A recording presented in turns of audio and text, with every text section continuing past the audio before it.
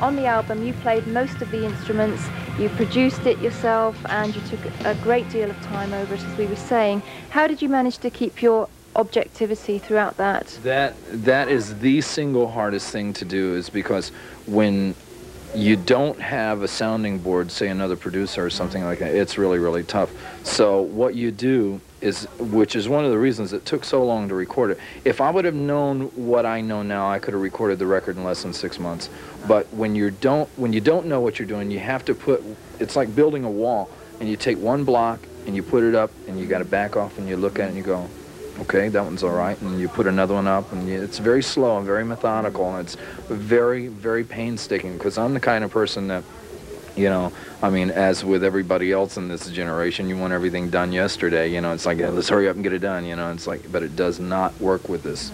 You've got to do it slowly, because like, as we were talking before, when you get to the end of it, if it's not right, you've got to tear it all down and start all over again. There was no way I was even thinking about that. I mean, with the time is one thing, but the money that it took to do this is just like, I would have been on the soup line after this. It was enormously expensive to do. It's just as well you had your own studio, really. Well, that's what I did, is I built the studio before I did that, because everybody said, okay, well, what took so long to do this?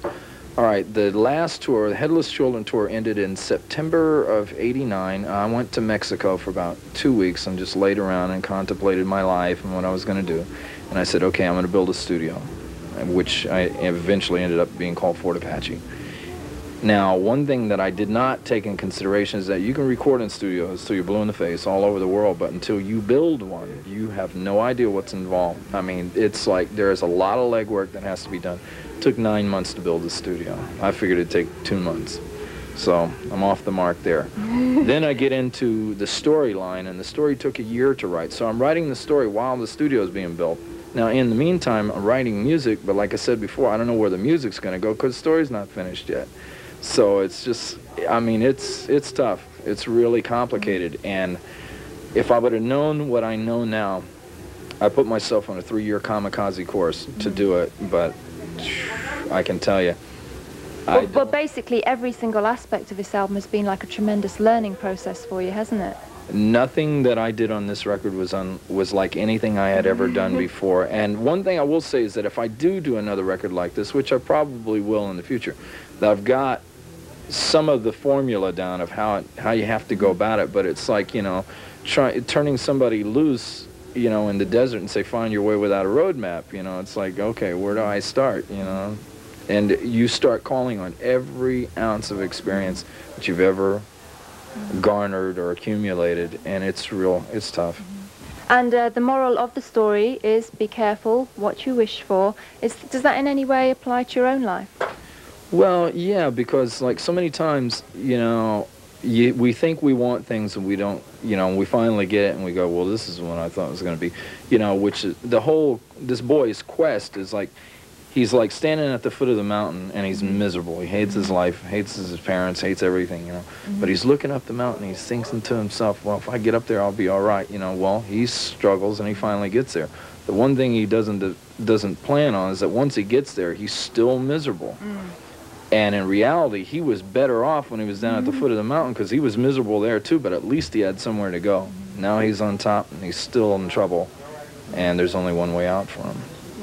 Which best to listen to the album and find out. And very quickly, would you like to be able to perform this album in its entirety, rather like Queensryche did with Operation Mindcrime, with all the visuals and stuff? We will do. We've already shot the story in movie form with all 9 characters in it, so they will see that when we perform it live. When we come back to start our own proper tour, which starts at the end of September here in Europe, we will do the record in its entirety from beginning to end. Brilliant. Oh, well, I shall really look forward to that. Okay, well, thank you very much for taking time out to talk to me. It's so interesting. I've got 10 more questions, but we are running out of time.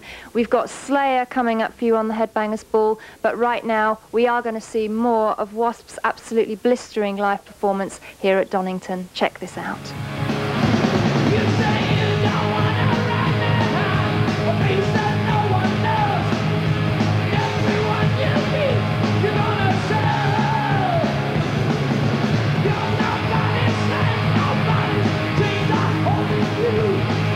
You hold your fist up high.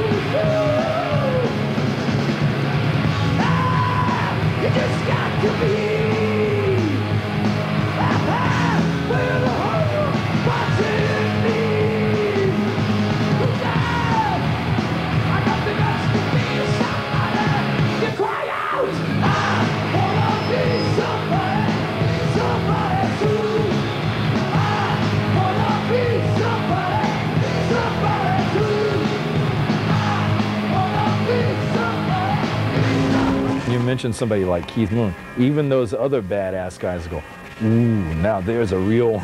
Moon the Loon liked to dress up as a Nazi. That The Who was banned from Holiday Inns worldwide. I wish that light wouldn't have burned out around him so he could still be here with us, so I miss him. When I was 13 or 14 years old, I remember my father watching Alice Cooper on TV and looking over at me, and he said, if you ever look like that, I'll kill you. On stage, one thing about Lita, she's always looking for ways to bring out the best in her fellow musicians. She was married to our guitar player for quite some time, and I heard her lean over to him and she says, if you do really good tonight, if you play really good, I'll let you get some shit on your after the show's over. In about 1982, they were as heavy as anybody coming down the pike. The first time I saw him, it was like the second coming of Alice. It's a great idea, you know, a girl's name with a guy, a lot of theatrics. I wish I would have thought of that. So majestic on stage. He's in a unique category of being, not just because of the instrument he plays, but being that wandering minstrel. He has a very hypnotic effect.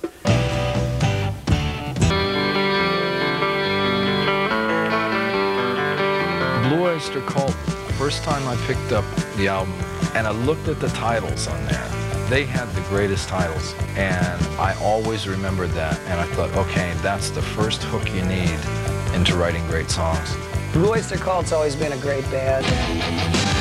Faith No More were showing us a way of how you could fuse some of what had come before, but definitely bring something new to the dance.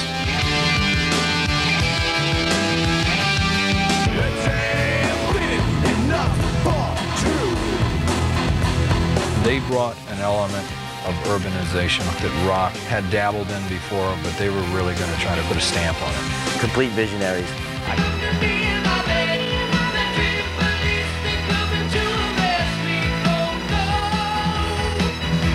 They got the support slot for opening up for Kiss. And I remember Ace telling me, he says, these guys are going to be huge. He says, they have this wacky combination that rock's never seen before. You got the two good-looking guys, and then you got the two other guys, and he says, this combination is going to work. And he was right.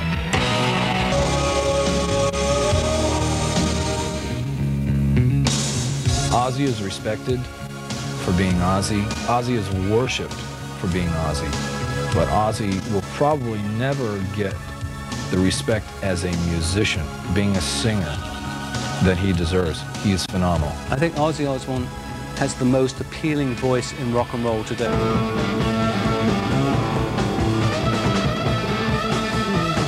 Even to this day, when I hear that live version of Crossroads, it'll still make a shiver run up and down your spine. A lot of this was Jack Bruce. He's up there playing, you know, a distorted bass that sounds like it's come out of hell.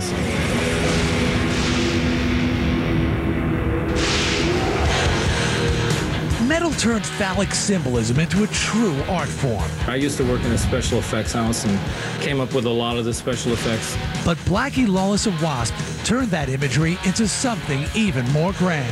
One of them was this codpiece that would shoot fire. With that flaming codpiece, the Wasp lead singer was willing to put his unit in major peril. There's a button with a battery pack on the side, and it ignites the piece and it goes off. But at one show in the 80s, the whole thing backfired. Dublin, Ireland, 1986. The sound man in the middle of the arena said he felt the explosion and it knocked him back. It actually picked me up off the floor probably a foot. I mean, I was airborne. Blackie's crotch rocket had exploded and set his legs on fire. I've got hair missing on my legs now that it's never grown back. I mean, it burnt me pretty bad. Somebody says, what's it feel like? I says, well, spread your legs and have somebody come up with about a size 36 Louisville Slugger and hit you as hard as they can. That's what it felt like. I thought immediately I'd been turned into a soprano. I made the joke afterwards. I'm sitting in the dressing room. I mean, I'm burnt to hell. I'm black all over. I looked around at everybody. I said, you know what? If we wrote better songs, we wouldn't have to do crap like this.